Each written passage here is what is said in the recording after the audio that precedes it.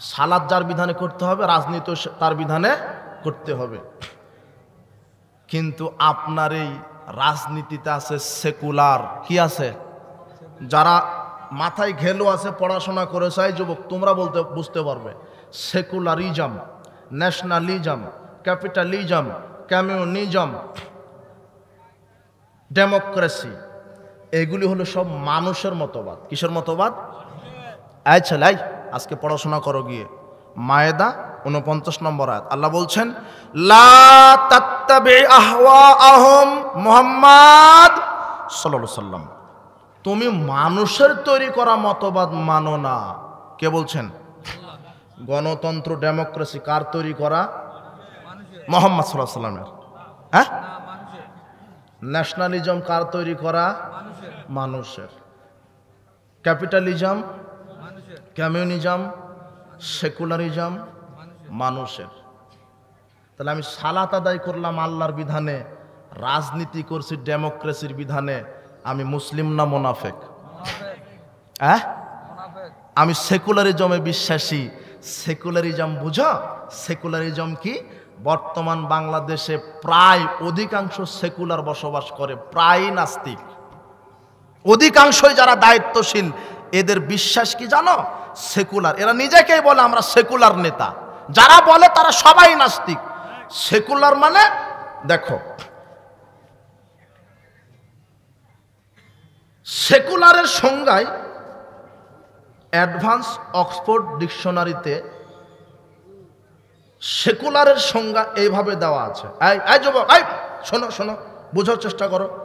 এই আপনি বোঝার চেষ্টা করেন। Secular, secularism is the belief that religion, secularism এমন একটা বিশ্বাসের নাম, সেকুলারিজম এমন একটা বিশ্বাসের নাম should not be involve in the organisation of society education. Secularism এমন একটা বিশ্বাসের নাম যে ধর্ম সমাজে ঢুকতে দেওয়া যাবে না, ধর্মকে, ইসলামকে শিক্ষায় ঢুকতে দেওয়া যাবে না, শিক্ষা সিলেবাসে ঢুকানো যাবে না, সমাজে ইসলামকে ঢুকানো যাবে না, কোনো সংগঠনে ইসলামকে ঢুকানো যাবে না। এটা হলো সেকুলারদের পরিকল্পনা। কাদের? আর এই জন্যই কিছুদিন আগে তোমাদেরকে ওই বলেছিল যে ভাত রান্না করো আর ডিম ভাজো, আর বলেছে যে তোমরা হলো বানরের তৈরি। এই জন্য এই সেকুলাররা এই শিক্ষা কি করেছে? শিক্ষা কারিকুলাম এই সেকুলাররা তৈরি করেছে, বুঝেননি? এরা শিক্ষা জীবনে ধর্মকে ঢুকাতে দেয়নি, এরা সমাজনীতিতে ঢুকাতে দেয়নি। এরপর আবার বলা হচ্ছে religion should not be allowed to come into politics, it is merely a matter between man and god. Secularism বিশ্বাসী হলো যে ইসলামকে রাজনীতির ভিতরে ঢুকানো যাবে না। এটা শুধু ইসলাম মানে মসজিদ মাদ্রাসায় মানুষেরা শুধু নমনম করবে। ইসলাম মানে কি? মসজিদ মাদ্রাসার ব্যাপার, কিন্তু রাজনীতি আমাদের মতো করে করব, অর্থনীতি আমাদের মতো করে চালাবো, সমাজনীতি আমাদের মতো করে চালাবো, শিক্ষা কারিকুলাম আমরা তৈরি করব, এগুলোতে ধর্ম ঢুকবে না। এটা কাদের পরিকল্পনা? সেকুলারদের। এই পরিকল্পনা চক্রান্ত হচ্ছে না? সেকুলাররা নাই? আছে। সেকুলারদের এটাই হলো বিশ্বাস। আর এদের বিশ্বাস কি জানেন? শুধু আল্লাহ সালাত সিয়াম হজ যাকাত সম্পর্কে জিজ্ঞাসা করবেন, কিন্তু আমি যে ডাক্তার, ইঞ্জিনিয়ার, চাকরিজীবী, কৃষক, আমি যে দুর্নীতিবাজ, সুর, ডাকাত, মুনাফাখুরি, আমি যে জেনাকার, মদ পানকারী, দুর্নীতিবাজ, এগুলি সম্পর্কে আল্লাহ ধরবেন না। আচ্ছা, এই বিশ্বাস যদি লালন করে, এদের দ্বারা দুর্নীতি হবে না দুর্নীতি কমবে? হবে, দুর্নীতি বেশি হবে। আর এই সেকুলাররা আছে, রাজনীতিতে এরা ঢুকতে দিচ্ছে না, ইসলাম সমাজনীতিতে ঢুকতে দিচ্ছে না, শিক্ষানীতিতে ঢুকতে দিচ্ছে না। এই সেকুলাররা আছে। তোমার নেতাই সেকুলার রাজনীতিতে বিশ্বাসী। ওয়াল্লাহি, আল্লাহর কসম, কোন মুসলিম সেকুলার রাজনীতিতে বিশ্বাসী হলে সে মুসলিম থাকতে পারে না। এরপরে আসো, আমি শেষ করে দিব, বোঝা যাচ্ছে ঘটনা অন্যদিকে। দেখো তো এটা বুঝো কিনা? ডেমোক্রেসি কি? হ্যাঁ, ডেমোক্রেসি। হ্যাঁ জি, একটু বোঝেন, বোঝার চেষ্টা করেন। না বসে থাকলে ওয়াজ না শুনলে কেমন করে? বক্তব্য দিয়ে চলে যাবেন, এটা কেমন হয়? একটু এসে বসে থাকেন, একটু দেখেন তো কি বলা হচ্ছে, ধর্ম কি, ইসলাম কি, ইবাদত কি। রাজনীতি করতে হবে কার বিধানে? সালাত আদায় করলেন কার বিধানে? আল্লাহর। তাহলে তোমার নেতা করছে ডেমোক্রেসি, গণতন্ত্রের রাজনীতি, আবার তোমার নেতা বলছে mother of democracy. Mother of কি? ডেমোক্রেসির মা, মানে গণতন্ত্র। গণতন্ত্র মানে গণতন্ত্র হারাম, কুফরি মতবাদ। গণ মানে জনগণ, আর তন্ত্র মানে আইন। গণতন্ত্র জিনা। কোনো মুসলিম গণতান্ত্রিক রাজনীতিকে বিশ্বাসী করতে পারে না, সে মুসলিম থাকতে পারে না। সে রাজনীতি করবে ইসলামী খেলাফা, সে রাজনীতি করবে ইসলামী শরিয়া, সে গণতান্ত্রিক পদ্ধতিতে সে নেতা হতে যাবে না। তাহলে বিশ্বাস করেন আল্লাহে ও নেতা হওয়ার যোগ্যতা রাখে না। এখনো বুঝেননি? এমনিতেই ঠিক বলছেন বক্তব্যের গতিতে। দেখেন একটু সামনে আসি। গণতন্ত্র আর ইসলাম। গণতন্ত্রের যিনি প্রবক্তা বলা হয় আব্রাহাম লিঙ্কন, ওকে আল্লাহ মনে হয় রাসূল হিসেবে পাঠিয়েছিল, তাই না? কে এলো? কে? কোন হাজী সাহেব, পরেশগার লোক? খ্রিস্টান। কি লোক? খ্রিস্টান। সে বলছে democracy is the government of the people, by the people and for the people. Democracy এমন একটা সরকার, রাষ্ট্র ব্যবস্থার নাম, যে মানুষ আইন তৈরি করবে, মানুষ মানুষকে পরিচালনা করবে। বলেন নাউজুবিল্লাহ। মানুষের স্রষ্টাকে, আইন চলবে কার? আল্লাহ বলছেন আলা লাহুল খালকু ওয়াল আমর, সৃষ্টি যার, আইন চলবে। ইনিল হুকমু ইল্লা লিল্লাহ, একমাত্র বিধান চলবে কার? গণতন্ত্র। মানে গণ মানে জনগণ, তন্ত্র মানে বিধান। যেই রাষ্ট্রে জনগণের আইন দ্বারা জনগণ চলে, এটা হলো গণতন্ত্র। ইসলাম আর গণতন্ত্রের পার্থক্য দেখেন। ইসলাম গণতন্ত্র মানব রচিত জীবন বিধান, ইসলাম আল্লাহ প্রদত্ত জীবন বিধান। পার্থক্য কি বোঝা যায়? গণতন্ত্র মানব রচিত জীবন বিধান, ইসলাম আল্লাহ প্রদত্ত জীবন বিধান। এক। দুই, গণতন্ত্রে অধিকাংশ রায় চূড়ান্ত, আর ইসলামে হক সত্য যেটা সেটা চূড়ান্ত। তিন, গণতন্ত্রের আইন পরিবর্তনশীল, আর ইসলামের আইন অপরিবর্তনশীল। কোরআন হাদিস কি পরিবর্তন হয়েছে? চার, গণতন্ত্রে সকল ক্ষমতার উৎস জনগণ, আর ইসলামের সকল ক্ষমতার উৎস আল্লাহ। পার্থক্য কি বোঝা যায়?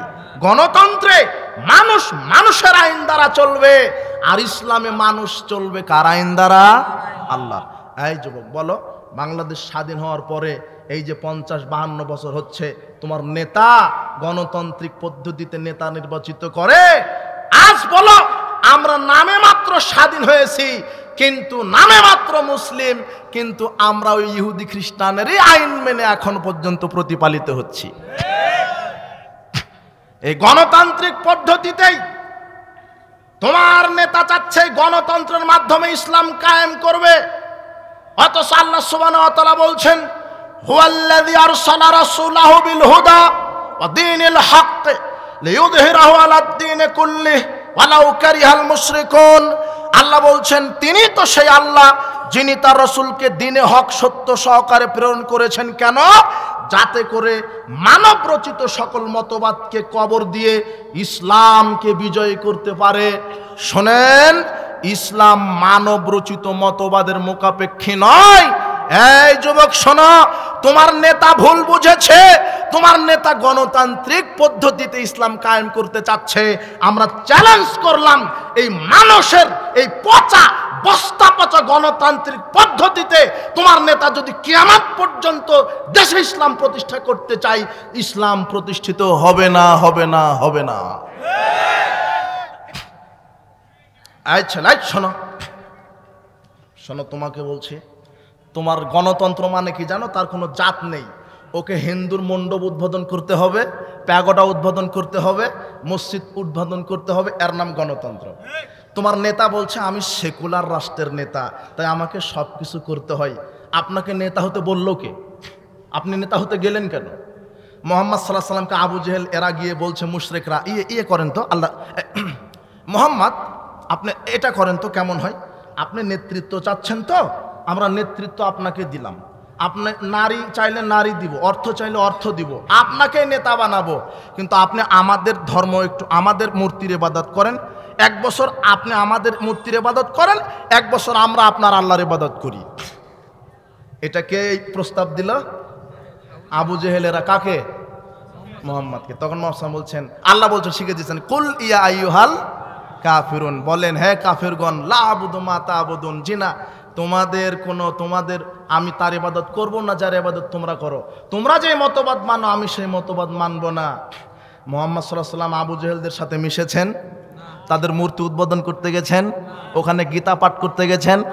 হ্যাঁ, আর ইব্রাহিম আলাইহিস সালাম মণ্ডপে ঢুকেছে মূর্তি ভেঙে দেওয়ার জন্য, মুহাম্মদ সাল্লাল্লাহু আলাইহি ওয়াসাল্লাম কাবা ঘরে ঢুকেছে মূর্তি ভেঙে দেওয়ার জন্য। এদেশে হিন্দু বসবাস করবে, খ্রিস্টান বসবাস করবে, ইসলামী রাষ্ট্রের দর্শন, যেদিন ইসলাম কায়েম হবে সেদিন আপনি নেতা হবেন। আপনি মানব রচিত মতবাদের উপরই বিশ্বাসী হয়ে ইসলাম কায়েম করতে চাচ্ছেন কেন? আপনি পতিতা বন্ধ করবেন তাই বলে পতিতা সেজে? বুঝেননি মনে হয় কথা। হ্যাঁ, আগে কোরআন হাদিসের দাওয়াত দাও, আল্লাহ ইসলাম প্রতিষ্ঠা করবেন, ইসলামী রাষ্ট্র এটা দরকার, এটা সহায়ক শক্তি। আপনি ইসলাম প্রতিষ্ঠা করবেন, কিভাবে হবে? আল্লাহ বলছেন সূরা নূরের 55 আয়াত, আমি আল্লাহ ওয়াদা দিলাম যদি মানুষ ঠিক ঠিক তাওহীদের উপর, ঈমানের উপরে থাকে আর সঠিক আমল করে, আমি আল্লাহ ওয়াদা দিলাম আমি তাদেরকে রাষ্ট্র ক্ষমতা দিব। আল্লাহ ওয়াদা দিয়েছেন, কিন্তু আমাদের ঈমান ঠিক নাই, আমল ঠিক নাই, জিনা হবে না। বলছিলাম ইব্রাহিমের চেতনা মূর্তি ভাঙার চেতনা, মুহাম্মদ সাল্লাল্লাহু আলাইহি ওয়াসাল্লামের চেতনা মূর্তি ভাঙার চেতনা। আমি তাদেরই উত্তরসূরি। আপনাকে বলছি, এই গণতান্ত্রিক কুফরির মতবাদের মাধ্যমে কোশ্চিনকালেও শান্তি প্রতিষ্ঠিত হবে না। গণতন্ত্র একটা পচা, বস্তা পচা মতবাদ। গণতান্ত্রিক পদ্ধতিতে নেতা যদি নির্বাচন করেন, এই যুবক শোনো, তোমার যে 21 জন উপদেষ্টা নেই এখন এই 21 জন উপদেষ্টা আজকে যদি ডক্টর ইউনূস বলে যে হ্যাঁ আমি নির্বাচন ঘোষণা করলাম গণতান্ত্রিক পদ্ধতিতে, আজকে যদি এই যে 16 বছর মানুষ নির্যাতিত হয়নি, কত সন্তান বাপকে হারিয়েছে, কত পিতা সন্তানকে হারিয়েছে, কত স্বামী স্ত্রীকে হারিয়েছে, কত স্ত্রী স্বামীকে হারিয়েছে, কত মা বাপ সন্তানকে হারিয়েছে। এই জালেম কিভাবে মানুষের উপরে জুলুমবাজি করেছে, হত্যা করেছে নির্বিচারে, গুম করেছে, ফাঁসি দিয়েছে, শুধু ক্ষমতায় থাকার কারণে। এই যে 16 বছর নির্যাতন হয়েছে, এটা গণতন্ত্রেরই ফজিলত ছিল। শোনো, শোনো, সাড়া দিও না, বুঝো, সাড়া দিয়েন না, আপনি বুঝেন গণতন্ত্র এই পদ্ধতি কেমন পচা। দেখেন, আজকে যদি ডক্টর ইউনূস বলে যে আমি গণতান্ত্রিক পদ্ধতিতে আবার এই ভোট পদ্ধতিতে আমি আবার ঘোষণা দিলাম নির্বাচনের, আজকে যদি বলে, তাহলে আপনি কালকেই দেখবেন যেই লাউ সেই কদু, যেই লাউ সেই কদু।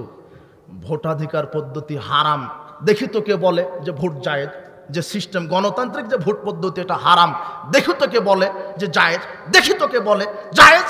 গণতন্ত্র হারাম, এই ভোট পদ্ধতি হারাম। তার প্রমাণ কি?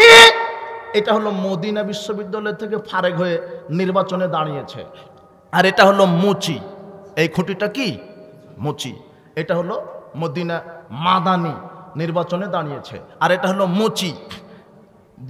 কি কি ভোটের ওটা কি বাক্সটা কি? ব্যালট বক্স, ব্যালট বক্স আছে, ভোট পড়ছে পড়ছে পড়ছে পড়ছে। মাদানি সাহেব ভোট পেয়েছে 50 জন বিশ্ববিদ্যালয়ের ভিসির। কয়জন? 50 জন বিশ্ববিদ্যালয়ের ভিসির। আর এই মুচি ভোট পেয়েছে 51 জন ম্যাথরের। বলো তো নেতাকে? হ্যাঁ, এটাই হলো গণতন্ত্র। এতদিন ক্ষমতায় ছিল এরাই, যারা লুচ্চা, যারা সিনেমাখোর, যারা গাঁজাখোর, যারা গানখোর, এই এরাই প্রায় ছিল সংসদে বসে। বুঝেননি কথা? বুঝেছেন? গণতান্ত্রিক পদ্ধতিতে নেতা নির্বাচন। হিরো আলম যদি নেতা হয়, মন্ত্রী কে হয়?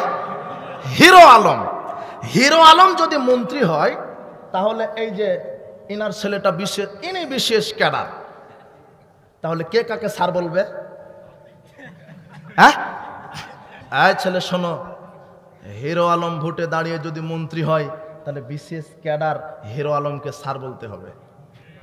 যে লুচ্চা, যে ইসলাম জানে না, ইমান জানে না, যে হারামখোর, ওকে বলতে হবে sir sir sir sir sir sir sir sir sir sir sir sir sir. না হলে চাকরি থাকবে না, বেতন পাবে না। এর নাম, এটা হলো গণতন্ত্রের ফজিলত। আর তোমার নেতা এই পদ্ধতিতে ভোট করতে যাচ্ছে, শোকে সর্ষে ফুল দেখবে তোমার নেতা, যেই লাউ সেই কদু হবে। গণতন্ত্র হারাম, গণতন্ত্র হারাম, আর নারী নেতৃত্ব হারাম। গণতন্ত্র হারাম, নারী নেতৃত্ব হারাম। কশিন কালেও কিয়ামত পর্যন্ত এই সেকুলার, এই গণতন্ত্র, এই ডেমোক্রেসি, এই ন্যাশনালিজম, এই সেকুলারিজমের মাধ্যমে কিয়ামত পর্যন্ত বাংলাদেশ ইসলাম কায়েম হবে না, সুযোগ নেই। ইসলাম কায়েম হবে না রাসূল সাল্লাল্লাহু আলাইহি ওয়াসাল্লামের তরিকায়। ইসলামী খেলাফা যেদিন আসবে, আমি ছাত্র সমাজকে ধন্যবাদ জানাই, যুবকদেরকে ধন্যবাদ জানাই। তোমরা অন্যায়ের প্রতিবাদ করতে শিখেছ, তোমরা হক বাতিল বুঝেছ, এটা জানি। ন্যায্য অধিকার আদায় করতে তোমরা শিখেছ, রক্ত দিতে শিখেছ। কিন্তু যেদিন তোমরা তাওহীদ শিখবে, সেই দিনই বাংলার জমিন ইসলাম কায়েম হবে ইনশাআল্লাহ। কিন্তু তোমরা তাওহীদ বুঝোনি, ইসলাম বুঝোনি, তোমার হুজুরি বুঝেনি তোমার ইসলাম। তুমি কি করে বুঝবে? তাওহীদ তোমার হুজুরি বুঝেনি। সালাত আদায় করবেন যার বিধানে, রাজনীতি করতে হবে তার বিধানে। একটা মেম্বার নির্বাচিত হতে লাগে 1 কোটি টাকা। কত কোটি? একটা মেম্বার হবে।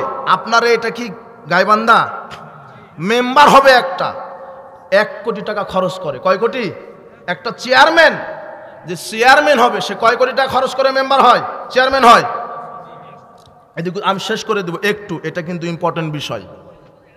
শোনেন, এই গণতান্ত্রিক ভোটের মাধ্যমে নেতা নির্বাচনে এত সময় লাগে, 2 মাস 3 মাস ক্যানভাস করা লাগে। গণতন্ত্র ভোটের ফজিলত আরও আছে। বলছে যাই, ওকে মেরে দাও, ও আমার এগেনস্টে, ওকে মেরে দাও, গুম করে দাও, দাও কত কোটি টাকা লাগবে, আমি ক্ষমতায় থাকবো। এটা গণতন্ত্রের কি ফজিলত? গণতন্ত্রের কি ফজিলত? একটা চেয়ারম্যান হতে কত কোটি টাকা খরচ করা লাগে? 1 কোটি। আচ্ছা, এই যে 2024 সালে ঈদুল আজহার সময় একটা ছাগল বিক্রি হয়েছিল 15 লক্ষ টাকা দিয়ে। কে জানে এটা? হ্যাঁ, একটা ছাগল কত লাখ টাকা দিয়ে? 15 লক্ষ টাকা দিয়ে। আর যখন ভোটের সময় আসে, তখন এই বান্দা নামক ছাগলের দাম হয় 20 টাকা। কয় টাকা? 2টা ডিম 1 কাপ চায়ে বিক্রি হয়ে যায়। এই হারামখোর মেম্বার চেয়ারম্যান, দাড়ি নাই, টুপি নাই, পেশাব করে পানি নেয় না, কোনোদিন সালাত আদায় করে না, এই হারামখোরকে নেতা বানায়। 500 টাকায় বিক্রি হয়ে যায়। কয় টাকায়? দুর্নীতিবাজ নেতা হতে পারে? দুর্নীতিবাজ দেশপ্রেমিক হতে পারে? জি না। এত দেশপ্রেমিক ভাই দাড়ি শেষে পালাতে লাগছে, তাই না? দেশপ্রেমিক তো, দেশপ্রেমিকেরা তো পালায় না, পালায় না। আল্লাহ তার বিচার দেখিয়ে দিয়েছেন, জালেমদের বিচার কিরকম হয়, আলহামদুলিল্লাহ।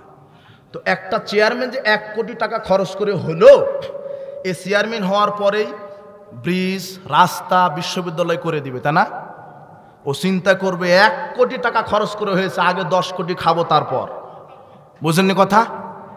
এটাই দুর্নীতি। এই গণতন্ত্র মানেই দুর্নীতি। জি, তাহলে আর ইসলামী নেতা নির্বাচন কিভাবে হবে জানেন? 1 সেকেন্ড লাগবে না।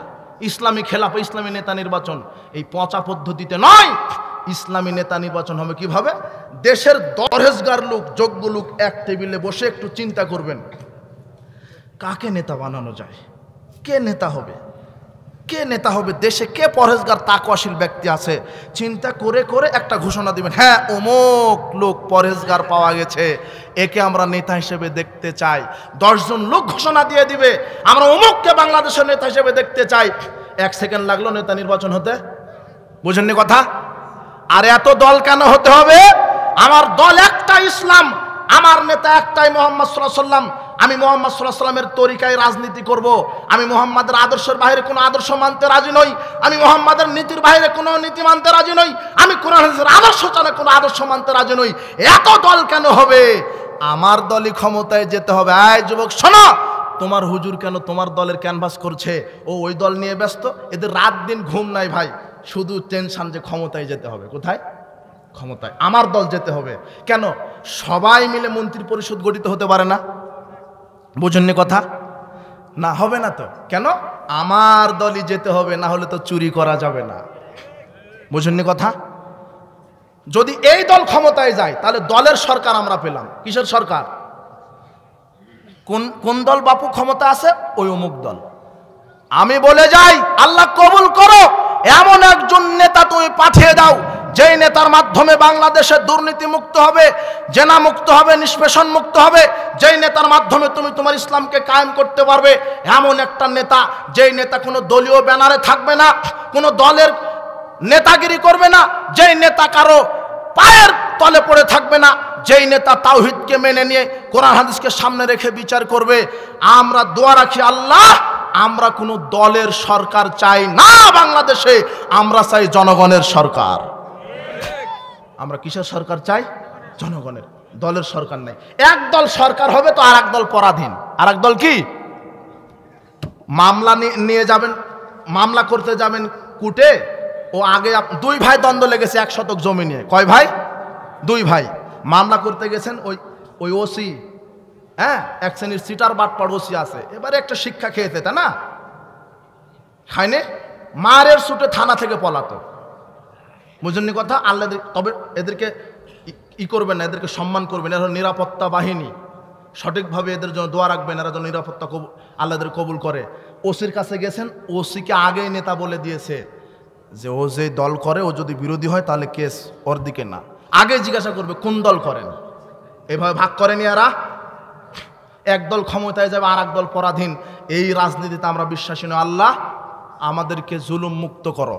আজকে মনে করছেন জুলুম মুক্ত হয়েছে, আজকে গণতন্ত্রের পদ্ধতিতে নেতা নির্বাচন হোক, আপনি আবার ওই জুলুম দেখতে পাবেন। মুদ্রার এই পিঠ আর ওই পিঠ একই সমান। বুঝেছেন? কাজেই আমরা সার্বিক জীবনে কি চাই?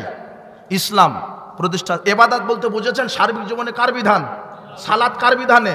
সিয়াম কার বিধানে? তসবিহ করব কার বিধানে? হজ করব কার বিধানে? রাজনীতি করব কার বিধানে? অর্থনীতি চালাবো কার বিধানে? সব যেদিন আমরা আল্লাহর বিধানে করব তখনই আমি হব খাঁটি মুসলিম। না হলে আপনি কোনো ক্ষেত্রে মুনাফিক, কোথাও মুশরিক, কোথাও তাগুত, কোথাও কাফের হয়ে যাবেন। আল্লাহ তুমি আমাদের খাঁটি মুসলিম হিসেবে কবুল করো, সঠিক ঈমান নিয়ে যেন কবরে যেতে পারে সেই তৌফিক তুমি দান করো। আচ্ছা, কয়েকটা জিজ্ঞাসা আসছে, পাকা চুল তুলে ফেলা যাবে কি? জি না। রাসূল বলছেন যতগুলি চুল পাকবে আল্লাহ ততগুলি কিয়ামতের মাঠে তাকে নূর দান করবেন। হ্যাঁ, পাকা চুল উঠাবেন না। পাকা চুল মর্যাদার প্রতীক। রাসূল সাল্লাল্লাহু আলাইহি ওয়াসাল্লাম বলছেন পাকা চুল কিসের প্রতীক? অনেকে বুড়া হতে চায় না, কালো খেজাব দেয়, এদের উপরে জান্নাতের সুগন্ধি হারাম। হানাফি এক আলেম বলেছেন আকীদা বলতে কিছু নেই, ওটা তো বলে দিয়েছি। নবী কিসের তৈরি? মাটির তৈরি। একজন বক্তা বলেছেন নবী মাটির তৈরি বললে বউ তালাক হবে। রাসূল বলছেন কেউ যদি কাউকে কোনো কথা বলে, সে যদি ওটা না হয় সে ওটা নিজেও। আপনি যদি কাউকে কাফের বলেন, আপনি যদি কাফের না হন, তাহলে যে বলেছে সে কি? কাফের। তো এই যেটা বলেছে ওর বউ তো তালাক হয়ে গেছে, আবার নতুন পড়তে হবে। কোলাকুলি করলে ওদের ঈমান চলে যায়। হ্যাঁ, আবার তওবা, আবার ঈমান আনে, তাহলে বউ আবার বিবাহ করেছে না, এই খবর নিতে হবে। শয়তান হওয়ার আগে শয়তানকে কোনো শয়তান ধরেছিল। ইসলামে আলেমদের মধ্যে এত পার্থক্য কেন? ওটা শয়তানের তো একটা কাজ আছে নাকি? ওর কাজ করছে। আল্লাহ আমাদেরকে ঈমানের উপরে অটল থাকার তৌফিক দান করুন। সুবহানাকাল্লাহি ওয়া বিহামদিকা আশহাদু আল্লা ইলাহা ইল্লা আনতা আস্তাগফিরুকা ওয়া আতুবু ইলাইক। আসসালামু আলাইকুম ওয়া রাহমাতুল্লাহি ওয়া বারাকাতুহু।